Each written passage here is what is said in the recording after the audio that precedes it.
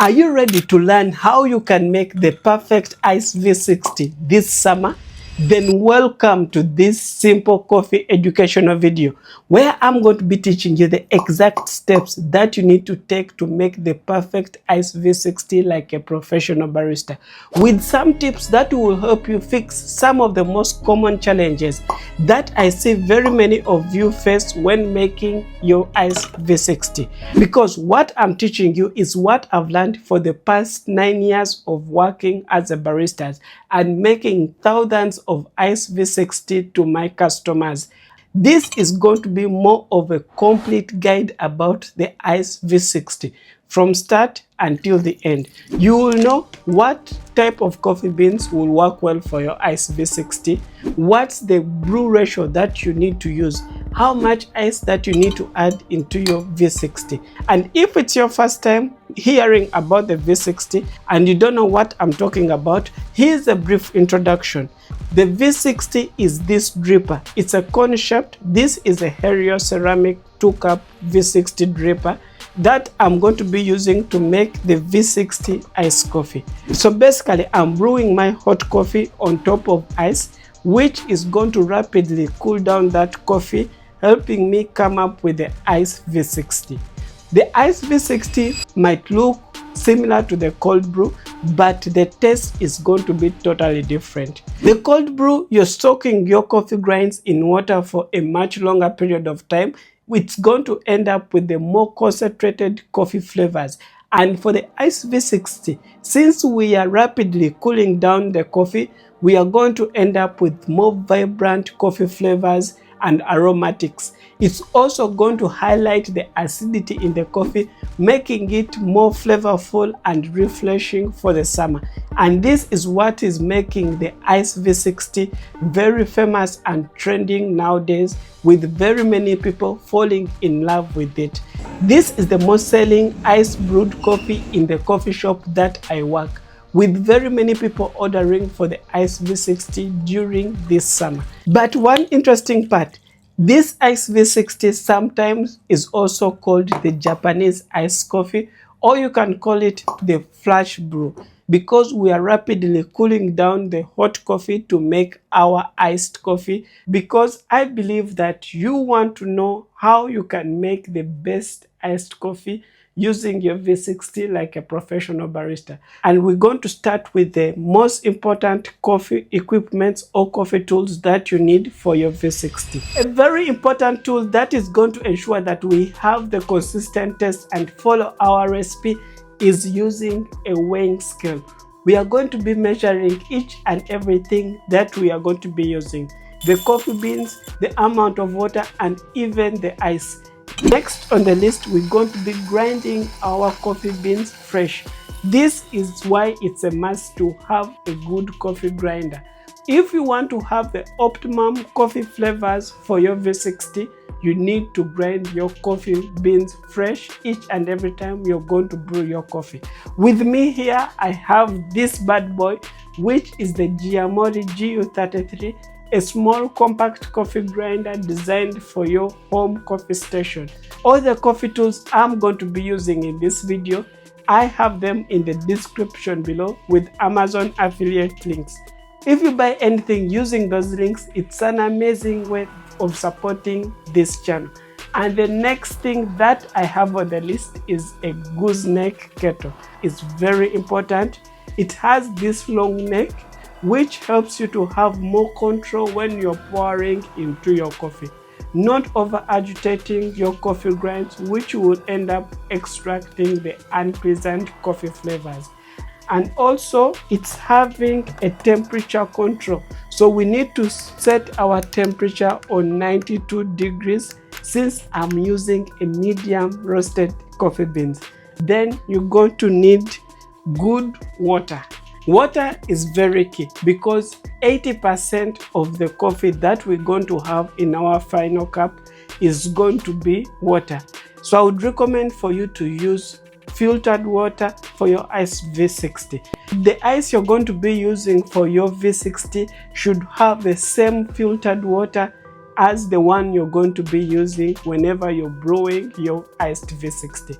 And finally, you're going to need good quality of coffee beans. Remember, the flavors that we are expecting out of the V60 is going to come from the coffee beans that you're using. It's very important that you choose the right coffee beans for your iced V60. And since for the V60 we are aiming for the vibrant coffee flavors, this is why I would recommend for you to choose a medium roasted coffee.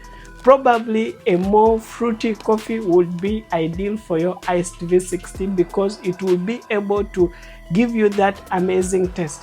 With me here, I am having the Ethiopian Guji and the Burundi Nyagashiro. This will work well with my iced V60. And finally, the brew ratio that I'm going to be using for my V60, I am going to be using a 1:15. Let me show you how exactly I do this. So to start with, I'll start by boiling my water.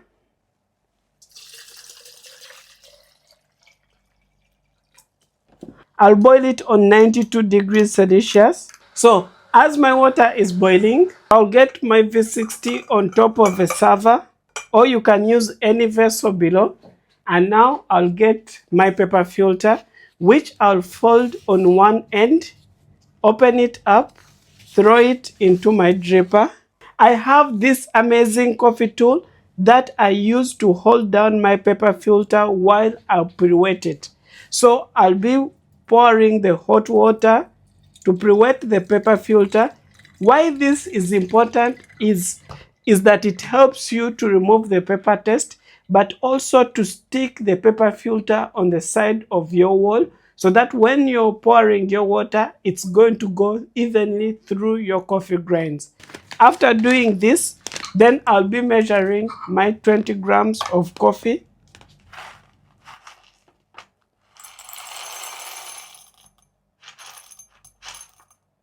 I have my 20 grams of coffee and I'm going to be grinding it on a medium fine grind size.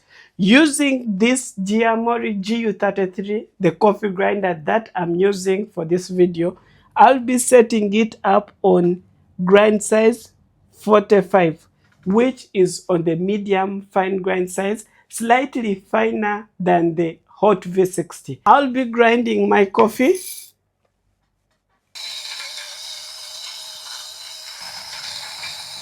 So I'll discard off the water that I used to pre-wet my V60. And now this is the most important part. The brew ratio that I'm going to be using for my V60, I am going to be using a 1:15, helping me to have more concentrate of the coffee to balance also with the ice. So if I'm using 20 grams while using a ratio of 1:15, I only multiply 20 grams by 15 to get 300 as my yield out. Now this 300 is what we are going to be dividing part ice and part hot water. For the hot water that I'm going to be using to brew my coffee, I'm going to be adding in 180, whereas for the part of ice, I'm going to divide it into two parts. So my start, I'm going to be adding in 60 grams of ice at the start of my brew, and later on I'll be adding in 60 at the end of my brew, ensuring that my ice does not melt all at the same time. Let me show you how exactly I do this. I'll add in my 60 grams of ice, place my dripper on top, the pouring technique and how many times I'm going to be pouring. 180 ml of hot water in 3 different pours. We're going to pour the first one with 40 ml of water, which is double the amount of coffee that we've used. The second pour, we're going to be pouring 70 and we're going to finish with 70, making a total of 180. Pouring in our coffee into our dripper. You flatten it so that you can have a flat surface. You start your timer and you start pouring your 40 ml. Start from the center coming outwards in a circular motion, 40 ml, and ensure that all the coffee grinds are wet. If you fail to achieve this, A trick that we do is swirl our dripper so that you can mix up all the coffee and ensure they are all wet. This is the brewing period where the coffee is releasing the gases. At 30 seconds, I'll pour my second pour. Same in a circular motion, 70 ml to make a total of 110. Now you don't need to do anything for the second pour. The first pour, the reason we shaked the dripper is to make sure all the coffee grinds are wet, because you need them to be wet. That's when they will be degassing and releasing of the air. On 1 minute and 20 seconds, I'll pour my final pour, which will go until 180. And for my final pour, to get the flat bed or a good extraction, I'll shake my dripper like 2 times or 3 times. This helps to remove the coffee grinds which are stuck on the wall of the dripper, to bring them on a flat surface, so when the final water is dripping, it's evenly going through all the coffee grinds, ensuring that you have a good extraction for your V60. My total brew time, I'm expecting my ice V6 to finish. It should finish between 2 minutes to 2 minutes and 30 seconds. This is my ideal time range for my ice V60. So 2 minutes and 10 seconds, my V60 is done. You remove the dripper. Now, before I add in my 60 grams of ice, which is pending, I'll swirl my dripper to make sure that all the coffee is evenly cold. This will help that when I add in the remaining 60, it's not going to be dissolved, making sure that you retain the coldness of the coffee while not over diluting it. Now, after ensuring all my coffee is cold, as you can see, I'll be adding in the remaining 60 grams of ice. Now, in your drinking cup or the cup that you're going to serve your ice V60, you can add extra ice in it. So this ice is not going to dissolve very fast, but it's going to keep your coffee cold for a much longer period of time. Wow, it's super clean, very vibrant in flavors.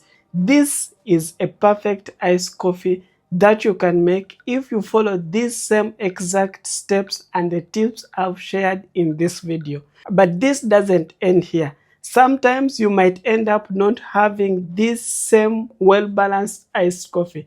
And here is what you might be doing wrong. If you taste your iced coffee and you find it bitter, chances are the bitterness you're getting in your iced coffee is because of over extraction. And this simply means that your coffee is brewing for a much longer period of time. Check how long your iced coffee brewed for. That means it's over extracted. So what we need to do is to go to our coffee grinder, adjust it on a coarser grind size. For example, if I was using 45, I will go for 50, increasing on the size of my particles, then brew my V60 if it finishes extracting in my ideal time. Remember, we said it should finish extracting between 2 minutes to 2 minutes and 30 seconds. It shouldn't go above 3 minutes. And on the other hand, if you brew your ice V60 and you find out it's tasting sour or watery, one of the common causes, it might be that it's under extracted. And this means your particles are very big. They are allowing the water to go through your coffee very fast, not being able to extract the right flavors for your ice V60. So what we need to go on our coffee grinder, check what grind size we are using. For example, if I was using 45 and I find that the water is going through very fast and it's finishing brewing below 2 minutes, that means I need to go a bit more fine. So I reduce on the grind size to fix this challenge. But also keep in mind, the pouring technique is very important. You need to make sure that you're pouring consistently, slow and controlled each and every pour. With this, I'm sure that you can be able to make the best iced coffee, because each and everything I've shared as per this video is from my 9-year experience of working as a barista. And each and every week, I make sure that I make one video that is aimed to help you make the best cup of coffee each and every time. And if you're someone who wants iced coffee but with milk and espresso, I have the perfect video for you. How you can make 13 iced coffees with their simple recipes. Watch this video next for a complete guide for you.